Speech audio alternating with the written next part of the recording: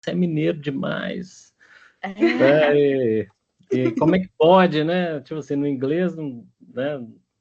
Não dá nem muda a para ter ideia. personalidade muda um pouco, não é? E acho que se Sim, aprendermos espanhol, francês, vai mudar novamente. É muito louco isso. exatamente. Interessante. Sim, sim. É Tem, muito. tem até uma trend no Instagram, no TikTok, que é exatamente sobre isso, que as pessoas que são poliglotas ou que falam várias línguas, elas se gravam falando a mesma frase em várias línguas. Porque todo mundo fala que a voz delas fica diferente conforme a língua que elas vão falar. E depois elas querem se ouvir para ver se realmente parece diferente. E realmente é. Realmente é. Ó, que A gente não interessante. percebe, mas fica diferente. A gente se ouvir, É, né, em outras línguas. Quem falou aí, Rafael? é, sim, eu comento que eu falo alguns idiomas diferentes, né? E Ah, todo idioma que eu falo, eu tento meio que mudar a minha cabeça para outro idioma, porque tem muita coisa que funciona diferente. Então, o jeito de falar muda, senão você acaba soando como aquela pessoa que é bem estrangeiro, né? Que é a pessoa que usa as palavras, mas de um jeito meio estranho, né? Então, eu tento mudar totalmente o meu jeito. Isso é até um ponto interessante, né? Dá para ser a mesma é. pessoa em outra língua? E Né? traduzir tudo, não é? Traduzir tudo ao pé da letra. Hum, né? E outra É. coisa também, né? A gente sabe que existem várias maneiras de se dizer a mesma coisa, né? Mas será que, né, cada pessoa, assim, né, quando a gente ensina uma expressão, será que ela se encaixa bem para cada pessoa, né? Assim, né, aquela pessoa diria aquela expressão que a gente quer ensinar também. Eu queria ouvir da professora Raquel como é que ela faz para, né, para Hum. escolher, assim, né, a melhor forma de daquela pessoa dizer alguma coisa, é bem interessante também. Flávio, Né? coincidência você tocar nesse assunto, porque nosso último tópico, não foi, Giovana e Camila, no B1, foi exatamente isso, expressões. E todo mundo gostou bastante. Ah, essa se encaixa muito, e durante as aulas, Foi não é? muito divertido. Foi muito divertido. Porque você percebe como você falaria uma coisa, uma expressão em inglês que o brasileiro tem muitas expressões. Eu acho que é uma da língua, o português. No Brasil tem tantas expressões, mas tantas. E eu acho muito engraçado que você pega uma, sei lá, 20 que a gente usaria e vira uma em inglês. E é É muito isso, engraçado. é isso e é isso. É muito bom. Por isso que falam que aprender português é muito difícil, né? Porque tem tantas formas que a gente diz diferente, a mesma coisa, a mesma palavra significa várias coisas, se encaixa em vários lugares. Eu acho, foi muito legal a aula de Common Idiomas, porque foi muito divertido ver todo mundo tentando encaixar e ver o que significava. Foi muito legal. E depois Bom, tentando usar, né, nas próximas aulas. E é, dizem, não é, que o vocabulário, o dicionário português é assim, e o inglês é assim. Eu não sei o espanhol, o francês. Você sabe que o inglês ele tem uma coisa interessante que ele é muito prático e lógico, assim, é impressionante como que o som vira um verbo, né? Assim, como que qualquer coisa pode virar uma palavra, assim, né? Um verbo, por exemplo, mandar um e-mail, né? A gente, e-mail, something to someone, né, assim, as palavras são criadas, né, muito facilmente no inglês, né? Então, isso, né, o inglês... Alguém já viu aquele filme O Gênio e o Louco? Que é... Não. Cara, é um filme sobre o dicionário Oxford, né? Parece bem chato, mas na verdade com dois atores fantásticos, o Mel Gibson e o Sean Penn. E assim, o Mel Gibson é o professor, né? O Gene, ele é contratado para fazer um dicionário que coubesse todas as palavras, né, da língua inglesa, mas é uma tarefa impossível, né? E ele tem muita dificuldade, ele conhece o Champagne, que era um louco, que estava na prisão e que começa a escrever para ele com vários significados, é bem interessante, assim, e no final fala que quando ele, né, morreu, não sei, acho que tinha quase 500 mil de palavras na língua inglesa, mas alguém fala que, né, as pessoas falam que pode ter mais de 1 milhão, assim, também.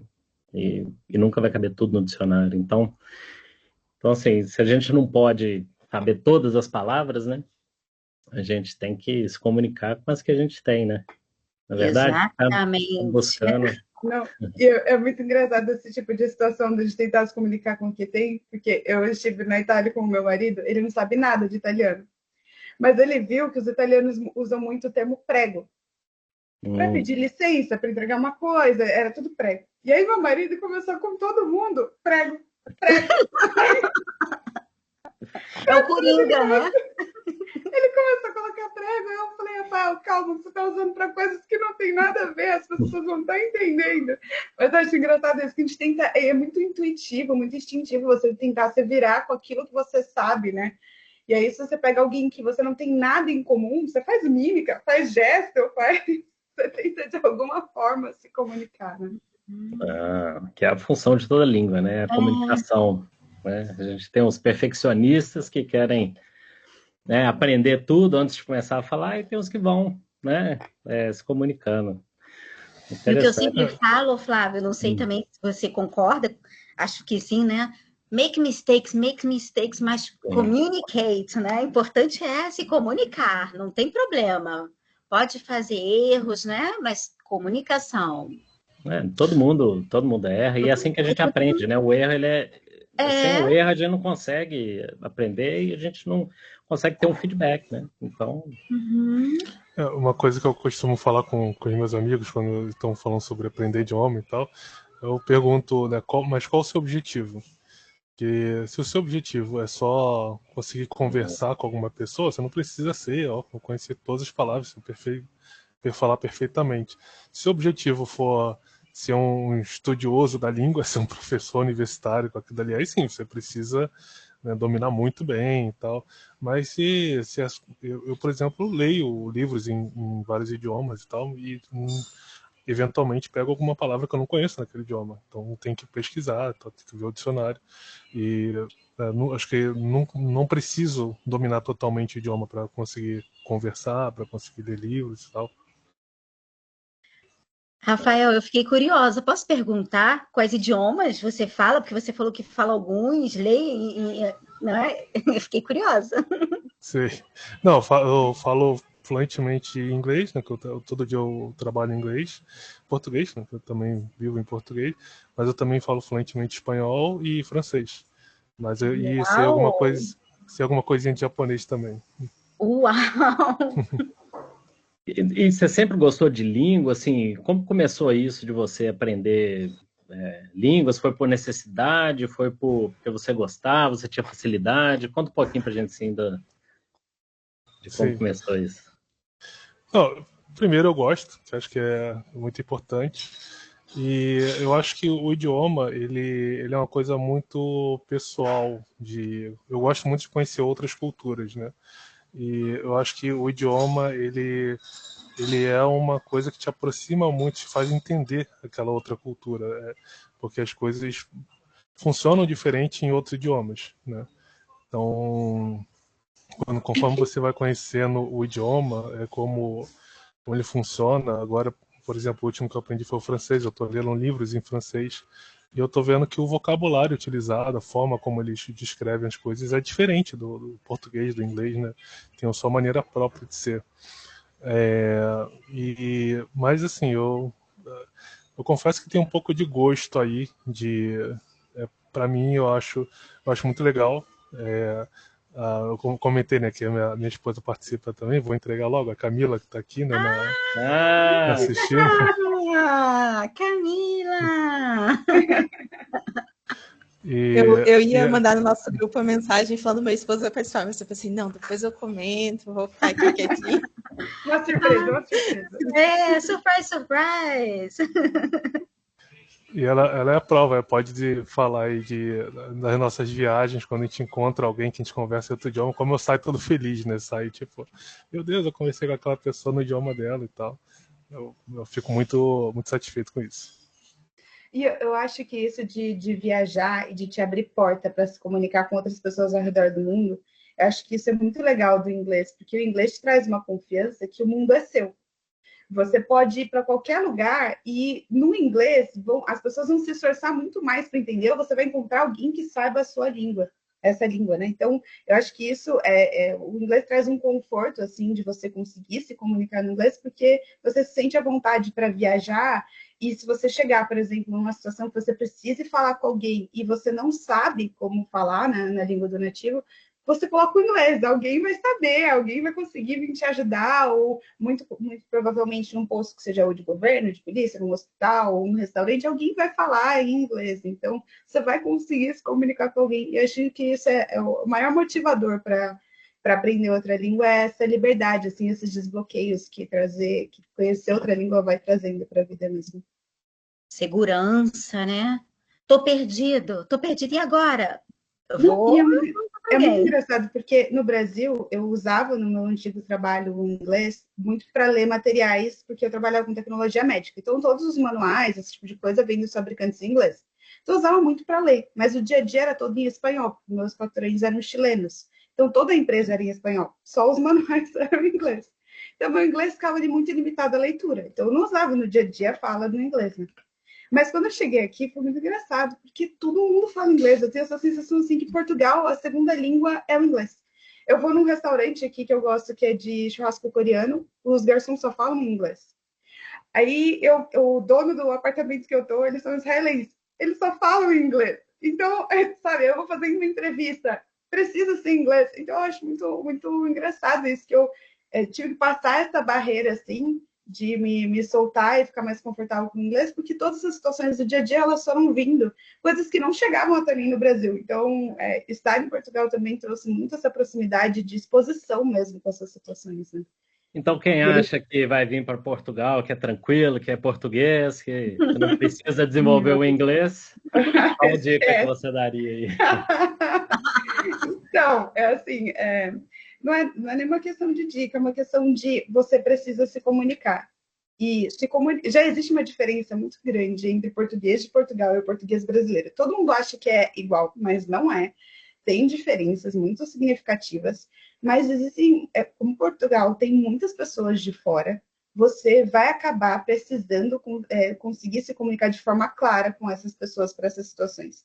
E quando eu precisava alugar um apartamento, por exemplo, se eu não soubesse falar inglês, eu não conseguia negociar, entender o que eles estavam pedindo, eu não conseguiria nada nesse processo para alugar o apartamento. Então, eu acho que a maior dica que eu dou é entenda que não é impossível aprender um idioma, mas também não é fácil. E aprender o idioma tem muito mais a ver com constância do que querer o impossível. Por exemplo, eu vou assistir 1 milhão de vídeos no YouTube, vou só ouvir música em inglês e ficar só se bitolando mesmo com esse pensamento de que eu preciso aprender rápido. E é muito melhor uma experiência de constância. Todo dia eu me exponho a falar inglês, a ouvir inglês, a pensar em inglês, a ler alguma coisa em inglês. E é uma coisa que eu sempre compartilhei com a Raquel desde que comecei, que eu faço isso, sempre fiz isso com o Duolingo. Porque além dos pontos semanais na segunda-feira e dos momentos em que eu preciso usar no meu trabalho, eu tenho o Duolingo todos os dias, tá ali, me conectando com o inglês de alguma maneira. Eu vou ver uma série, eu coloco o inglês, porque eu coloco o inglês no meu dia. E é assim, é constância. Ele vai vindo com o tempo, então não adianta se desesperar, mas também não adianta ignorar. Falar, não vou precisar. Você vai precisar, em algum momento você vai precisar. Porque você vai chegar, por exemplo, num outro país, aqui todo mundo vem para Portugal com o pensamento de, tá pertinho de outros países, a gente consegue visitar muitos lugares, mas a maioria desses lugares não fala português. E como é que você vai fazer nesses outros lugares, né? Então, acho que é muito, muito sobre isso, assim, acho que você vai acabar se expondo em alguma situação e vai precisar desse recurso. Então, vá se preparando para construir esse recurso e vai com calma, porque é difícil mesmo, e é difícil, acho que para todo mundo. Tem algumas pessoas com mais facilidade, outras menos, mas acho que é difícil para todo mundo. E essa constância, essa consistência, essa exposição regular que a gente chama, é uma das melhores estratégias, né, para desenvolver. Agora, falando ainda em desafios, eu queria saber do José Tejada, porque o desafio dele acho que é muito maior, aprender o português, não é, José? Como é que foi É um isso? desafio muito grande, foi um desafio muito grande para mim, porque, por exemplo, eu aprendi há quase 10 anos, aprendi, vamos dizer, vocês estão a ouvir que não é perfeito, mas eu Nossa, aprendi o muito bom. português, obrigado, eu aprendi o português de Brasil porque trabalhei para uma companhia brasileira quando eu estava no Peru, mas foi há 10 anos, mais ou menos, 9 ou 10 anos. Então, quando eu cheguei aqui a Portugal, felizmente já tinha aprendido inglês também, porque quando eu cheguei, eu achava que falava português. Eu falei com uma do área legal, uma pessoa do área legal, quando eu fui assinar uns documentos, e ela perguntou para mim, do you prefer, se preferia falar em português ou inglês? E eu disse, pode falar português, sem problema. Mas não entendi nada do que ele falou na altura. Com certeza, não entendi. Então, eu perguntei 3 vezes. Pode repetir, por favor? Ele disse, let's speak English, no problem. Então, foi complicado. Mas eu acho que agora, com as aulas que eu tive em português de Portugal aqui, aprendi muito. O meu português melhorou. O sotaque também trocou um bocadinho para o português de Portugal, porque antes eu falava com o sotaque mais do brasileiro. Mas como os meus filhos aprendem aqui o português de Portugal, então eu tenho que alinhar-me com eles, né? Mas é isso, foi complicado. Só que agora acho que as aulas ajudaram-me muito para depois falar mais tranquilo com os vizinhos. Só que algumas vezes em espanhol sou mais engraçado. Em português não sei falar piadas, né? Mas é assim. Igual em inglês. E no trabalho você fala português, inglês?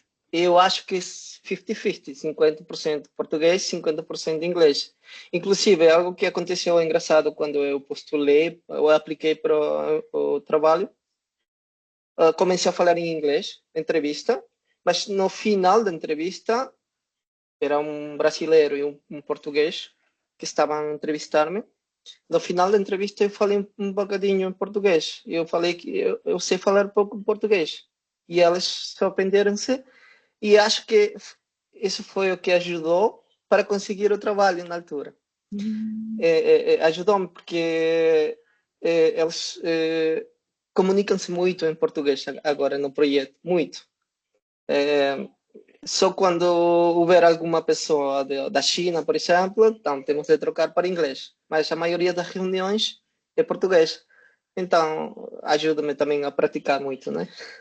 Sim, acho que as aulas assim, para o desenvolvimento das habilidades e na criação de oportunidades, né, é uma motivação muito clara. Mas eu queria saber um pouquinho da Camila também, porque a Camila mudou para um outro país. Ela não veio para trabalhar, não é da área de tecnologia, né, Camila? E assim, não conhece ninguém, nem os colegas do trabalho. Então, qual que é a importância assim, desse grupo de idiomas assim para você na sua chegada aqui, na sua adaptação? Fala um pouquinho para a gente. Tem sido bastante legal. Eu sou uma pessoa um pouco tímida, então Rafa sabe, né, que eu fico sempre com muito receio de praticar o inglês. Às vezes surge a oportunidade de falar, né, em algum momento na rua, assim. Se eu tiver com ele, olha, pode falar. Fala você, que você pratica mais que eu. E nas aulas de inglês, até a primeira aula que eu participei, não sei se a Raquel e a Giovana vão lembrar, eu fiquei bem quietinha, falei pouco, e daí aos pouquinhos eu fui me soltando e fui ficando mais à vontade. Acho que, não sei se todas as pessoas são assim, mas acho que em geral a gente acaba exigindo muita perfeição da gente mesmo. E é como vocês estavam falando, a gente não precisa falar como um nativo, acho que não é a ideia, o importante justamente é a gente se comunicar. E acho que as aulas, elas trazem essa confiança justamente pela prática. Como eu estou sempre falando, eu me sinto mais confiante. E até em algumas oportunidades, né, fora da aula em que eu tive num ambiente que eu precisei falar em inglês, de repente eu pensei assim, nossa, então eu estou falando? Nossa, eu me comunico e as pessoas estão me entendendo. Olha só, não sabia disso. Então tem sido assim muito, muito legal, muito interessante e muito bom, assim, para mim, nesse sentido de ter mais confiança.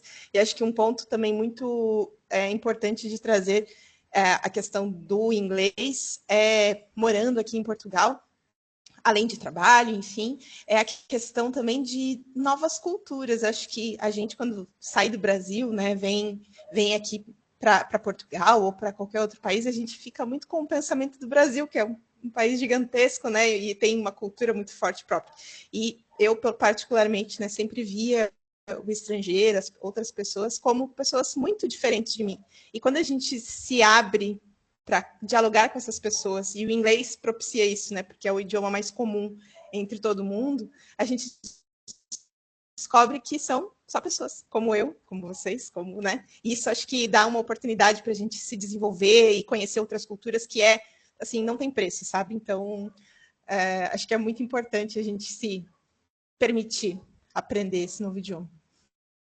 Muito bem. Flávio, Né? um ponto também, desculpa, Flávio, não, um ponto favor, também interessante, porque as meninas são dessa turma, né?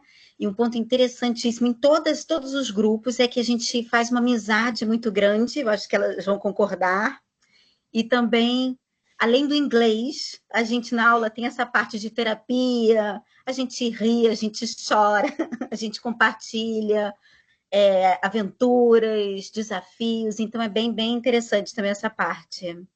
Eu acho que é um ponto que a UBEI, assim, nossa, é espetacular o que a UBEI, esse incentivo, porque realmente a gente vê que diferença faz, né? Amizades.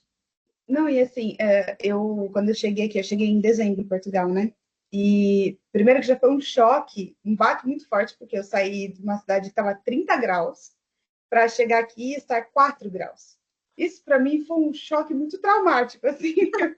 Eu falei, não é possível passar todo esse frio.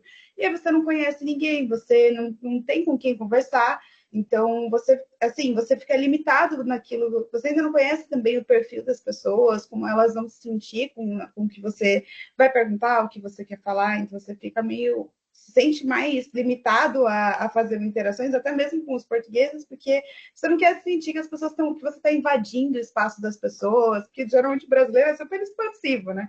Viu uma vez, já sai abraçando, então a gente fica com um pouco de receio nisso. E eu acho que foi muito legal, porque logo que a gente começou as aulas, a gente começa a conversar com todo mundo e começa a fazer novos amigos, e você sente que você tem pessoas aqui que você consegue conversar, que você está sempre vendo, que você quer ver bem. Então a gente troca no Instagram, a gente tem um grupo, a gente conversa.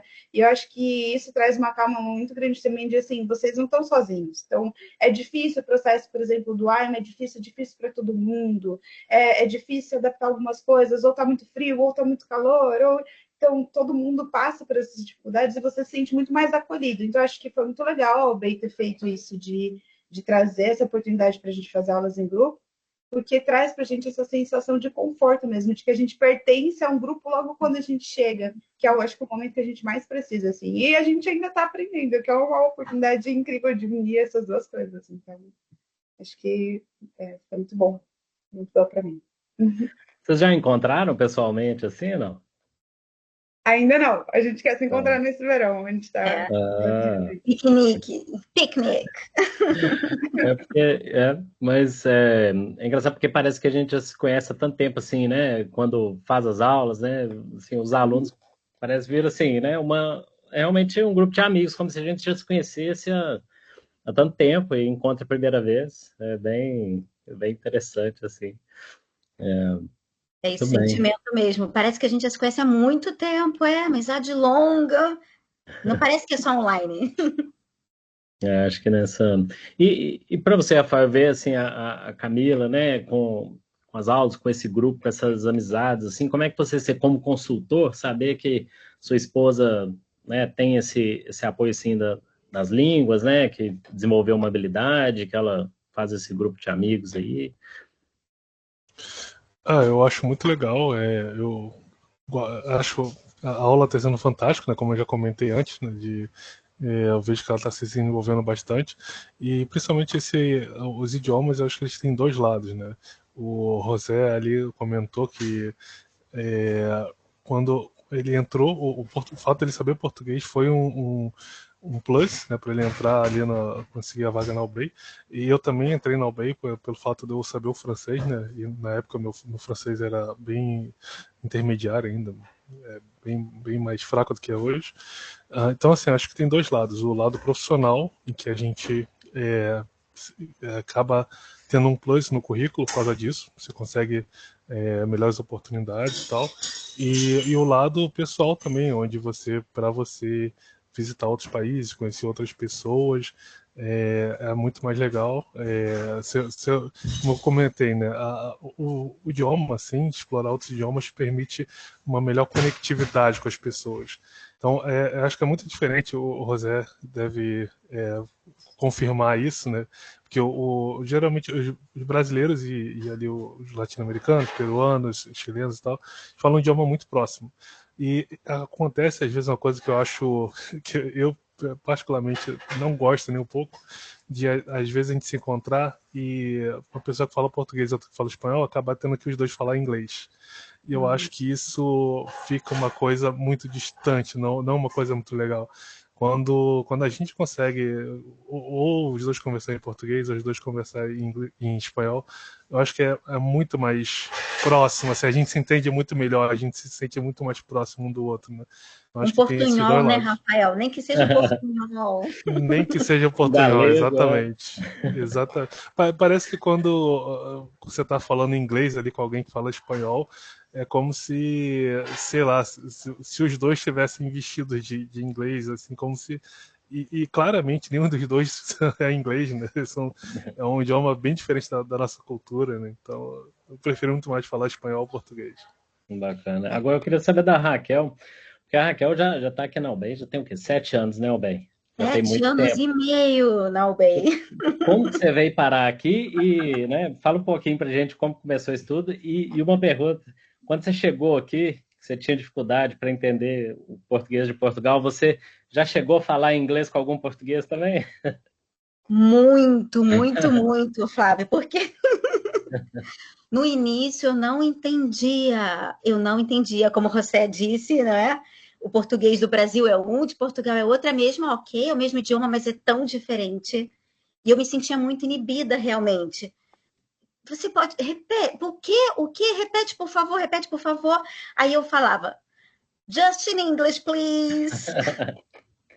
Quando a gente tinha um intervalo, porque as aulas eram presenciais na UBEI no início, né? Antes da pandemia, as aulas eram presenciais. E aí tinha, quando a gente tinha algum intervalo, eu falava só em inglês, só em inglês. Que realmente era Raquel, difícil. desculpa, isso que acabas de dizer, isso que acabas de falar, que tu, sendo brasileira, que não compreendias o português de Portugal, fez que fez-me não sentir, não sei muito bem como dizer, tá? Mas fez-me não sentir-me muito muito triste, vamos dizer, porque se vocês eu tinha ouvido de outros brasileiros que não compreendiam, então isso fez-me sentir mais confiado com o que eu falava, né? Porque no início eu senti-me triste, depois se o brasileiro não compreendia, então não estou muito mal. Você fique tranquilo, não. Isso. É difícil pra gente. A impressão é que os portugueses falam muito rápido, então, o quê? Mas sabe que... Por favor, Giovana. Eu passei por uma situação no trabalho que era, eu até comentei isso na aula de inglês, que foi o se calhar. Eu trabalho só com portugueses, eu sou a única brasileira. E eles usam muito o termo se calhar. E eu acho que eu fiquei os 2 primeiros meses participando de reuniões, ouvindo escalhar, não se calhar. Eu ficava, o que escalhar é? E aí eu colocava o meu marido, e o meu marido falava, não é possível, não é escalhar, porque o trabalho do meu marido usa só inglês. E aí eu ficava, não é possível, escalhar, eu ainda vou perguntar. E aí eu esperei um pouco mais de intimidade, e aí eu perguntei, gente, vocês falam tanto escalhar, o que escalhar é? E nem eles entenderam minha pergunta, eles falaram, não, a gente não fala escalhar. E aí eu tive que esperar uma situação que eles usaram o se calhar, eu falei, falou, você acabou de falar. Não é escalhar, é se encalhar. Eu falei, nossa, faz 5 meses que eu estou em Portugal, eu não sabia. Você sabe que eu adoro, assim, perceber as características que tornam as línguas, assim, de cada língua, né, é diferente. Até quando a gente aprende, é importante, por exemplo, sotaques, né? Por exemplo, um irlandês, um australiano, quais que são as características de cada sotaque, de cada estilo, né?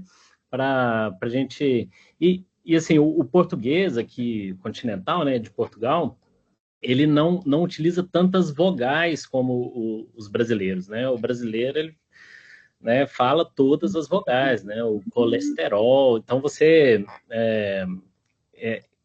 consegue separar melhor as sílabas, né? E o português de Portugal, ele enfatiza a tônica, né, de cada palavra, né? Portugal. Você escuta mais o ao, você escuta bem essa vogal, mas o O e o U, nem tanto, eles são fracos, né?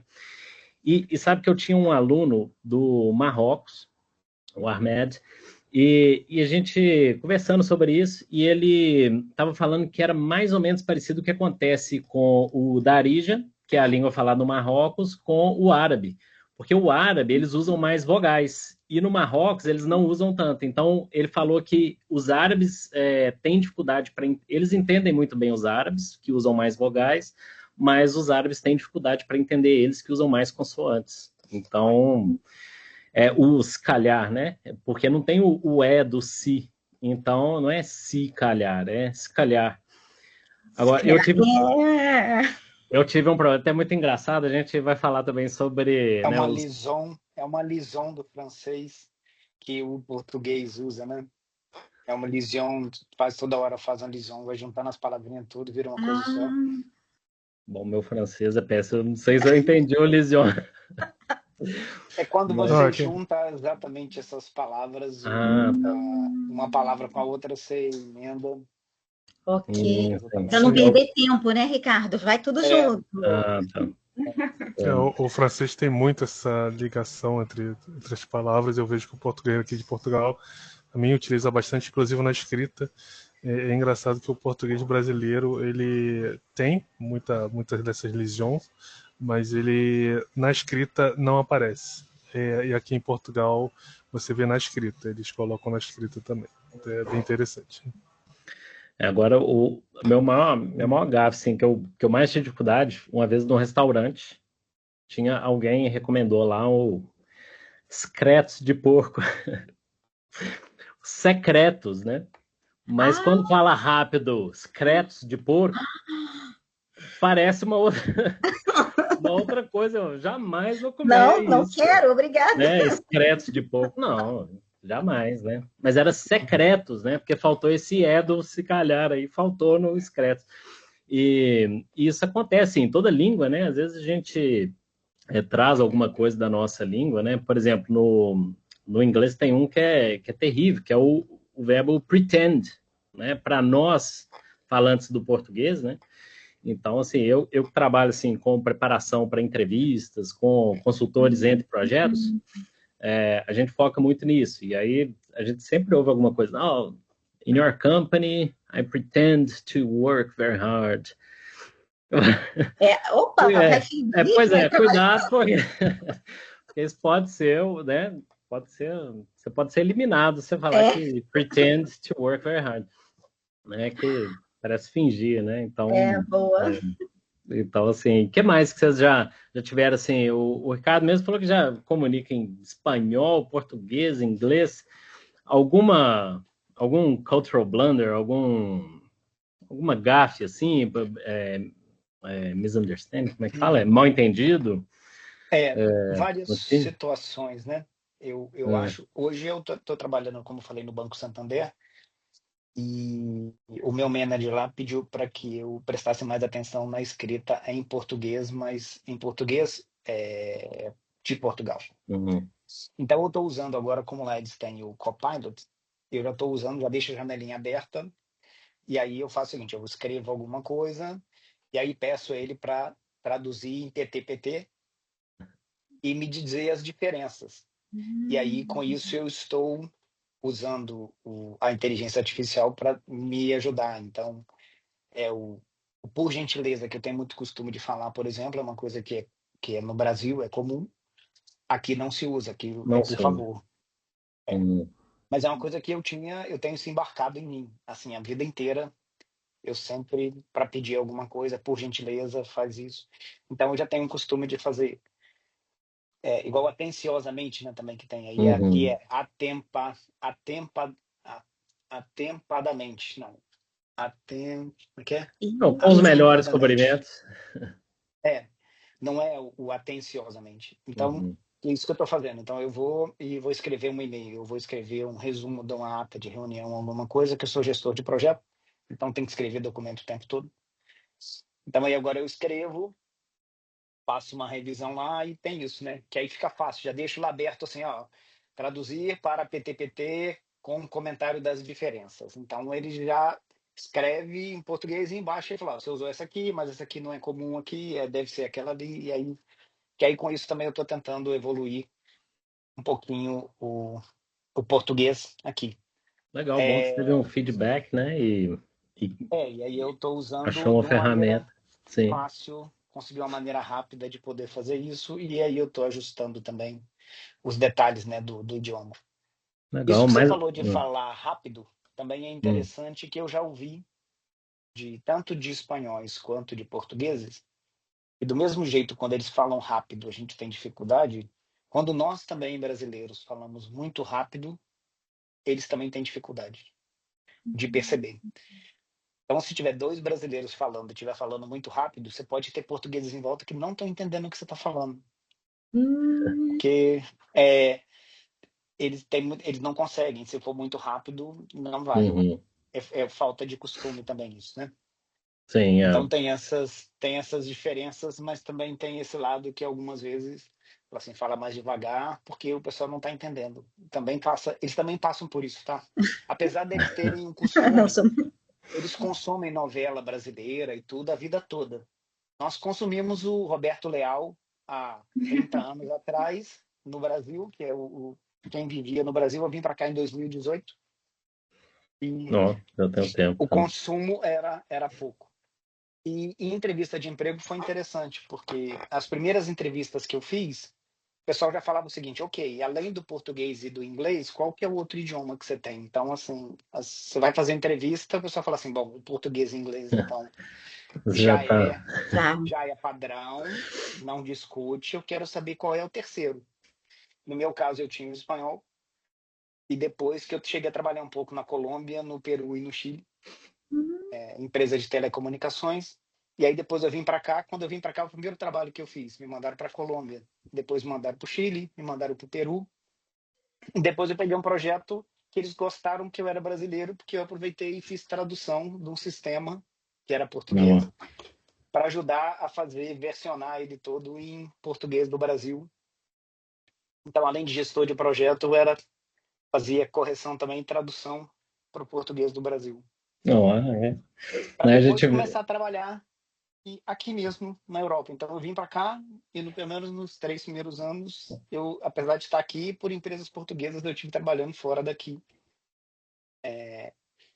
com essas coisas. E aí, depois, eu procurando outro idioma, eu resolvi também estudar um pouco de francês. Então, estou estudando aí, tentando chegar aí no B1, tentando subir um pouquinho no B1. E qual que é a sua estratégia para aprender o francês assim rápido? Eu tenho feito o GoFluent, eu fazia no Duolingo também, mas ultimamente eu parei de fazer. Agora eu estou fazendo o inglês, matemática e xadrez. Eu estou fazendo no Duolingo. O inglês, matemática e francês. E o francês eu estou fazendo no GoFluent. Mas eu cheguei a fazer alguns cursos com professores também em outras empresas que eu trabalhei, não aqui. Trabalhei em outras empresas aqui em Portugal. Eu cheguei a fazer alguns cursos online e presenciais de francês.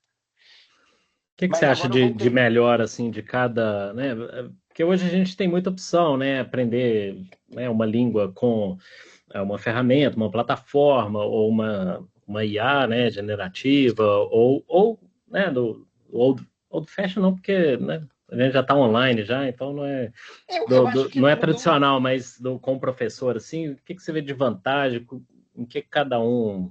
Então, o inglês, quando eu estudei, eu comecei semana passada a estudar inglês, mais ou menos, assim, tem 40 e tantos anos atrás, quando eu comecei a estudar inglês, então não vale. Na época eu fiz CCA no Brasil, então era um curso muito muito de teoria, muito de gramática. Uhum. CCA era muito pesado em gramática, então assim, a gente até falava Repetição, menos, repetição, né, Ricardo? era muito Skinner mesmo, skinneriano mesmo, repetição. Os caderninhos tinham exercício, tinha uma abinha que você usava para depois fazer o exercício, para ver o resultado, não sei o quê. Depois eu fiz vários cursos só de conversação.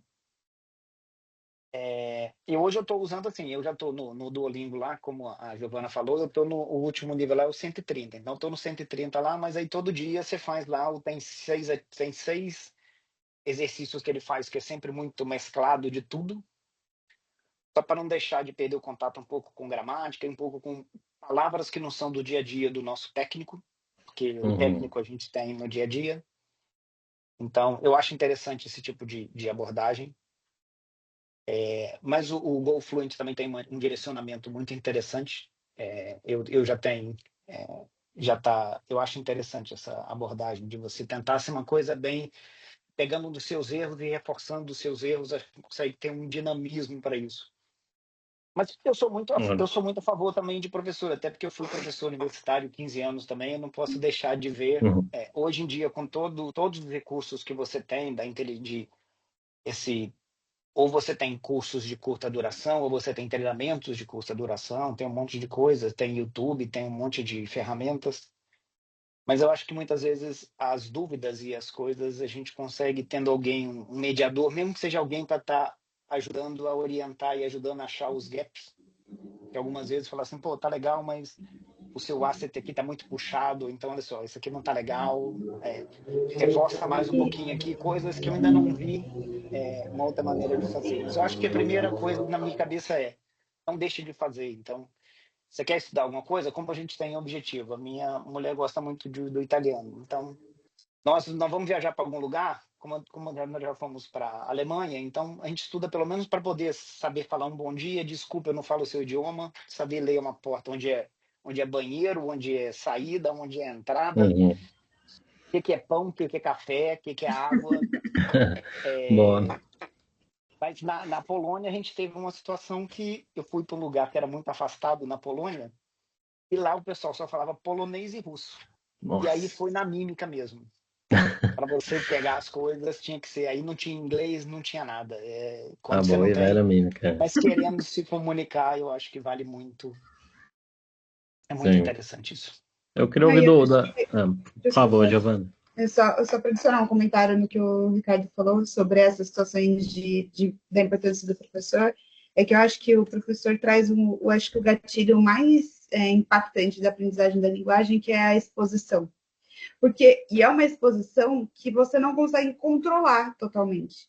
Porque você não sabe que tema o professor, nunca sei que tema que ela vai trazer, que conteúdo ela vai passar, sobre o que vai ser, que situação que vai. Então, já veio tantas situações de assuntos diferentes, de falar do clima, e depois falar do AIMA, e depois falar de comida, e você fala de tantas coisas que você se expõe a situações que, se você fosse naquilo que você controla, por exemplo, se você vai no Duolingo, ele vai num padrãozinho de temas. Se você vai qualquer outro formato que você vai colocar, você controla a temática, né? Para aquilo que você se sente mais confortável. A gente sempre tende a ir para o caminho daquilo que a gente se sente mais confortável.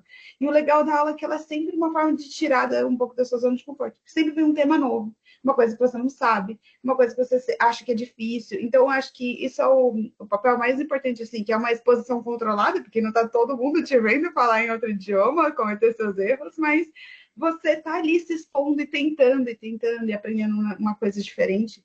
Eu acho que esse é o mais legal de tudo, essa exposição. Diferencial, né? Porque depois você não vai esquecer, é impossível esquecer. Eu lembro sempre que do Drew the Park, sabe? Tem coisas que você não esquece, entendeu? Vai ficar com você depois. Você assimilou aquela palavra como, sabe? Você assimilou assim. E é dessa forma mesmo, você vai ganhando vocabulário de várias formas diferentes. Eu acho que isso é uma forma muito legal da gente conseguir ganhar esse conforto mesmo para falar entre a gente. Uma coisa que eu queria saber da professora Raquel. Raquel, quando você viu o Google Meets lançar aquela ferramenta de tradução simultânea, você chegou a ver esse vídeo?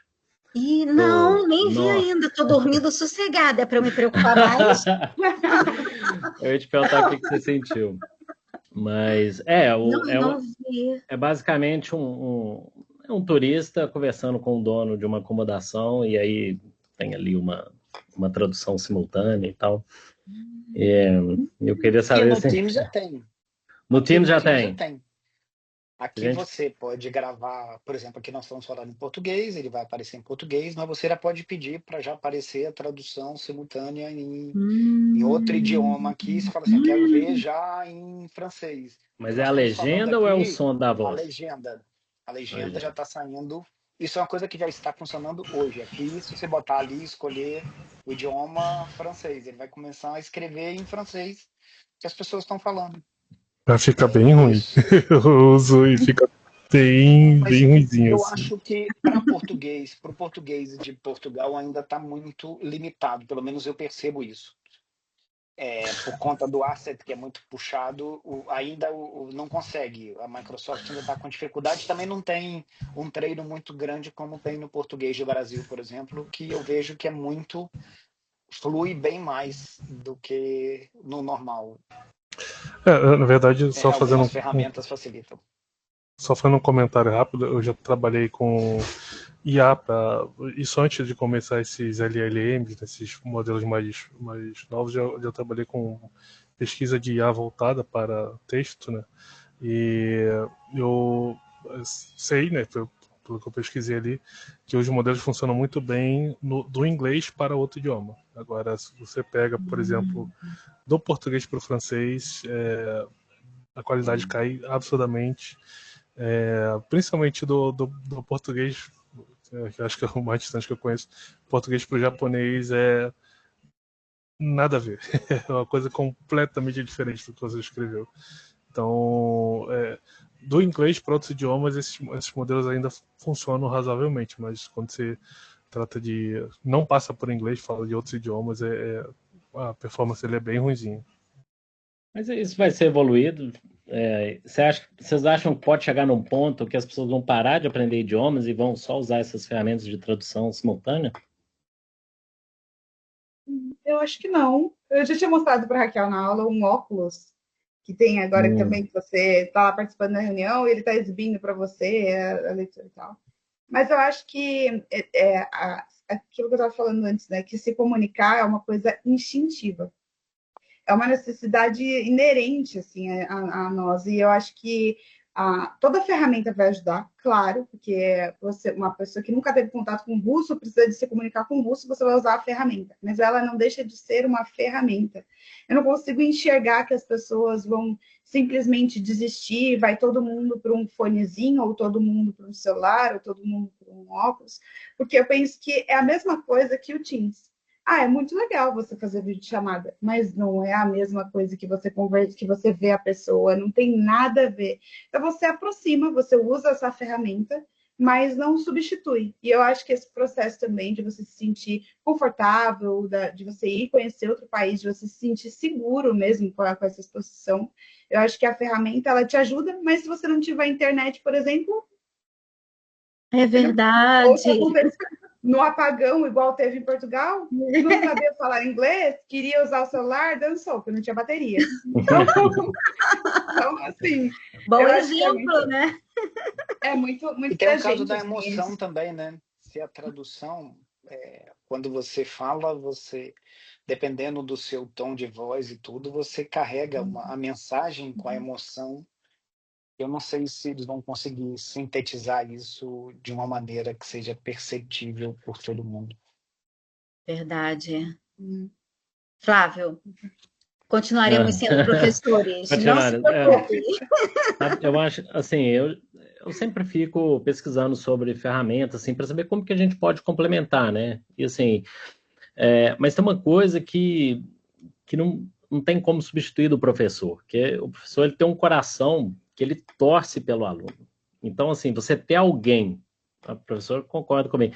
Se tem alguém que está ali querendo ver o seu desenvolvimento, é outra coisa, sabe? É como se tivesse alguém, vai, né? Igual um personal trainer ali, que vai, mais uma, você consegue. E isso, Não assim... desiste, não desiste. Não é fácil, como a Giovana falou, né? Não é fácil, mas não desiste. É assim. Tem Um uma comentário abordagem rápido, desculpa, interessante. Flávio. Claro. E também, assim, acho que o professor está longe de ser substituído, porque não é só questão das palavras, e sim a cultura. Né? Você tinha comentado antes uma coisa legal de coisas mal entendidas que acontecem. Então, por exemplo, por mais que eu saiba falar espanhol, né, o José é peruano, eu jamais vou chegar para ele e falar: nossa, o pisco chileno é maravilhoso. Ele sabe muito bem que eu não posso falar isso. Essa é uma coisa que uma IA jamais vai me ensinar, né? Porque só quem teve um professor ali que passou essa questão de cultura ou quem viveu o idioma, né? Tem esse aspecto também. E outra coisa, eu tinha até um aluno que assinou, só rapidinho, assinou uma ferramenta de IA para poder fazer conversação. E eu até vi alguns anúncios assim. Eu não gostei muito das técnicas de correção, porque ela fica assim: você quis dizer isso? Você quis dizer aquilo? Você quis dizer isso? E, tipo assim, isso não é uma técnica de correção, né? A gente tem que dar a oportunidade da pessoa se corrigir ali, porque ela se sente melhor, ela, né, aprende melhor dessa forma. E também uma coisa que ele falou é o seguinte: eu até usei, eu paguei para usar esse aplicativo, essa aplicação, e só que com o tempo começou a ficar meio vazia as conversas, sabe? Assim, você meio que perde um pouco a motivação de conversar com a inteligência artificial, mesmo que você sabe que é para você desenvolver, mas a conversa ela perde A falta o de sentido. emoção, né? De sentimento, realmente.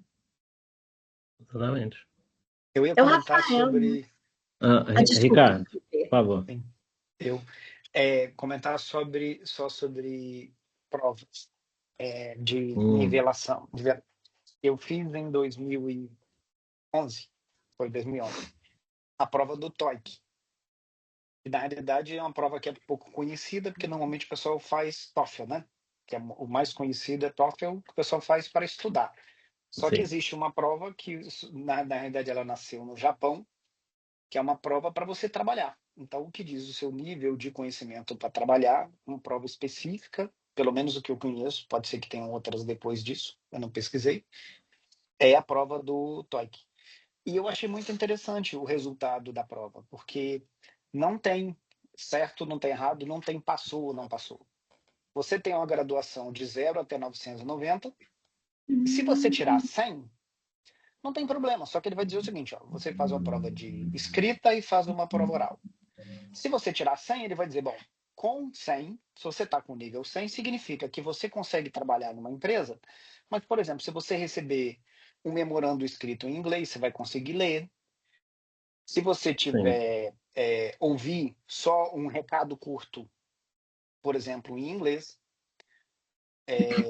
e só. Então, ele tenta equilibrar aquele nível onde você está, não é que é ruim, só que pode ser que para onde você vai trabalhar aquilo seja suficiente.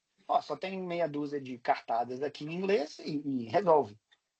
Se você tirar 300, se você tirou 300, significa que você consegue responder um e-mail em inglês, significa que você consegue participar de uma reunião, mas muitas vezes você vai ser um ouvinte, você não consegue dar uma opinião, você não tem vocabulário suficiente para dar uma reunião. Você tirou 600, você tirou 700. Então, quanto mais alto você tem, claro que depois tem as equivalências com A1, A2, B1, B2, não sei o quê.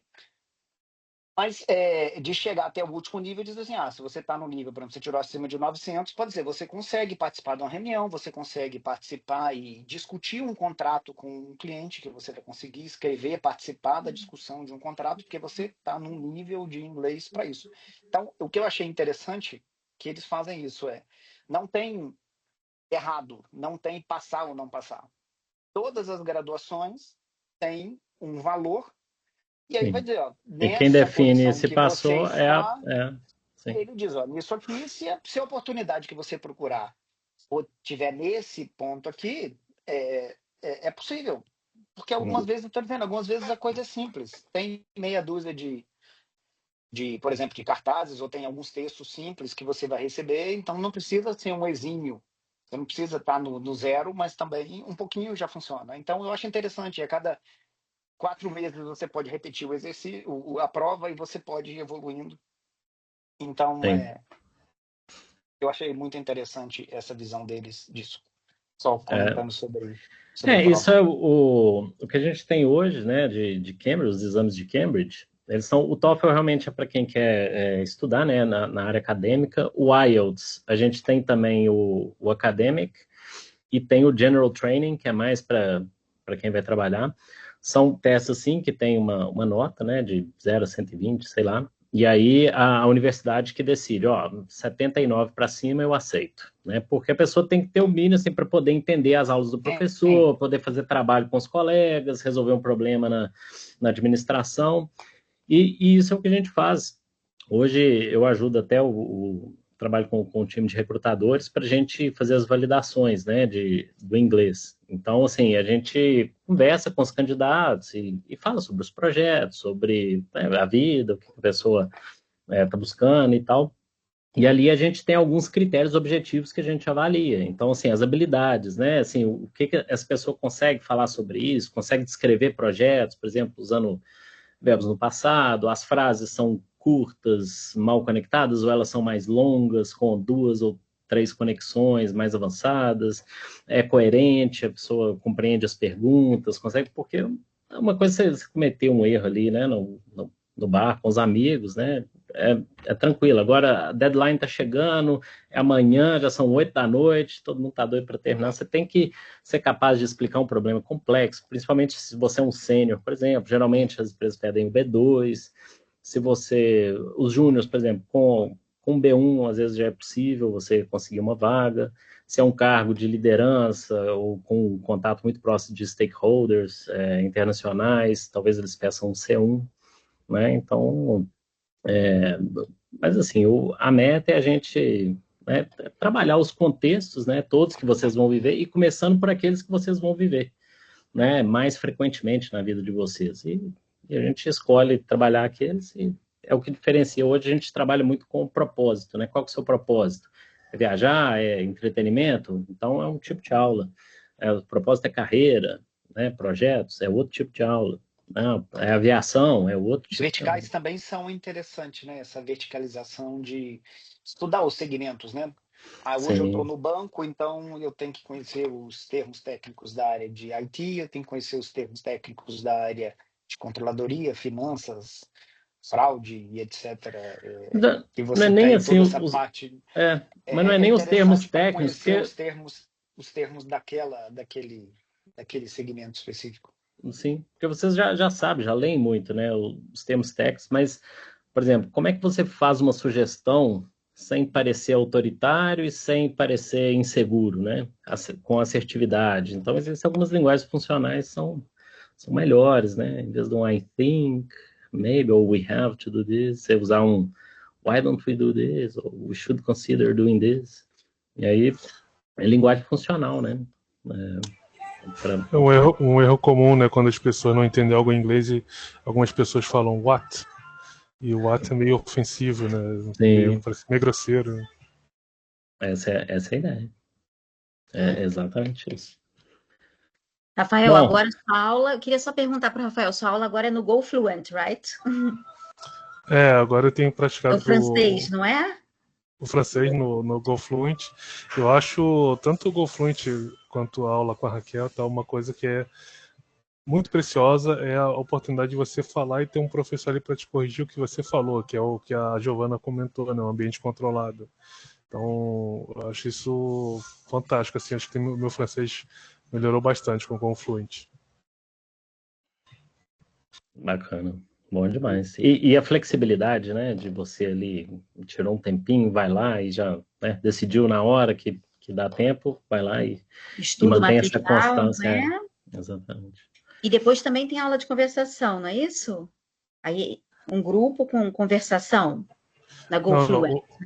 O Go Fluent é meio que tudo uma coisa só, é um horário ali de 40 minutos, a professora tira um tempo para ter um pouquinho de conversação, dá sempre um tema específico, lá que ela ensina alguns vocabulários sobre, e no final, eventualmente, faz algum exercício. Geralmente a aula é dividida dessa forma.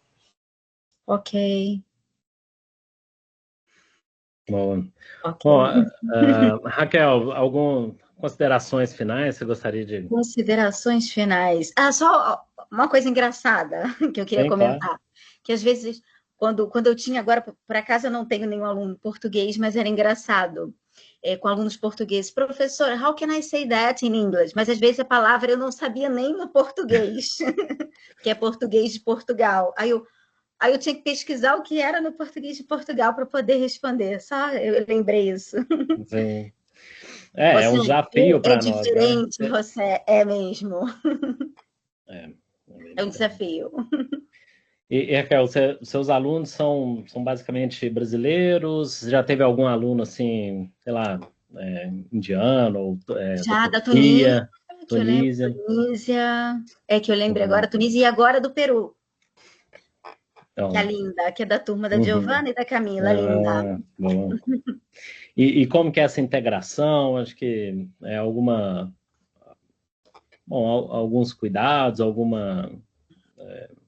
que precisa ser observado para que essa integração ocorra, as pessoas mesmo, né, ali na sala. É natural, é bem natural, Natural, né? realmente.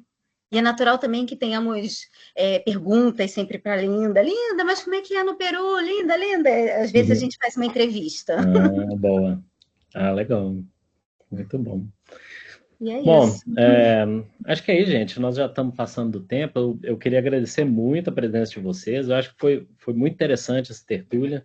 Aí uma palavra nova que eu aprendi também. Sim, eu também. Tertúlia, essa eu não sabia, mas eu queria agradecer muito porque é muito bom a gente falar sobre isso, principalmente na função do idioma, né? Não apenas como criador de oportunidades, né, aquele que abre portas para a gente ter uma série de experiências, mas também como um instrumento de adaptação, né, ao lugar novo, de integração né, e de se sentir acolhido ali também, né, nesse grupo que a professora Raquel conduz aí, que eu acho assim fantástico essa ideia de pegar os cônjuges e formar sabe, esse grupo forte ali dando apoio, suporte, né? Muito mais do que só o idioma, né?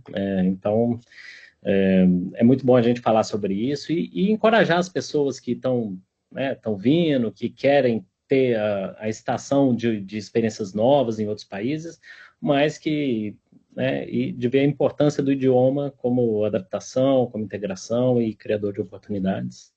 Então, espero que inspire muita gente aí a continuar os estudos, né, e a manter a consistência e a exposição regular para, né, que um dia todas as pessoas consigam se comunicar sem barreiras.